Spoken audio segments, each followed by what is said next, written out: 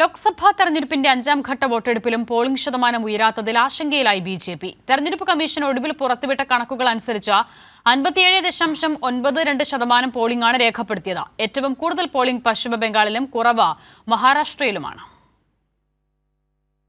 6 സംസ്ഥാനങ്ങളിലെയും 2 കേന്ദ്രഭരണ പ്രദേശങ്ങളിലെയും 49 മണ്ഡലങ്ങളിലേക്ക് നടന്ന 5ാം ഘട്ട വോട്ടെടുപ്പിലും കുറഞ്ഞ പോളിംഗാണ് രേഖപ്പെടുത്തിയത്.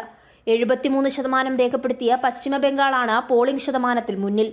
മഹാരാഷ്ട്രയിലാണ് ഏറ്റവും കുറവ് പോളിംഗ് രേഖപ്പെടുത്തിയത്. 6 മണിവരെ മഹാരാഷ്ട്രയിൽ 48.88% പോളിംഗാണ് രേഖപ്പെടുത്തിയത്. കടുത്ത ചൂടും നഗര കേന്ദ്രീകൃത മണ്ഡലങ്ങളിലെ വോട്ടർമാരുടെ തണുത്ത പ്രതികരണവും 5ാം ഘട്ടത്തിലും മഹാരാഷ്ട്രയിൽ പ്രതിഫലിച്ചു. കർഷക ഭൂരിപക്ഷ പ്രദേശമായ നാസിക്കിലും ദിൻഡോരിയിലും താരതമ്യേന ഉയർന്ന പോളിംഗ് രേഖപ്പെടുത്തി. ബോളിവുഡ് താരങ്ങളും വ്യവസായികളുമടക്കം പ്രമുഖരുടെ നില തന്നെ പോളിംഗ് ബൂത്തിലെത്തിയെങ്കിലും മുംബൈയിലെ പോളിംഗ് ശതമാനം കുറഞ്ഞു നിന്നു.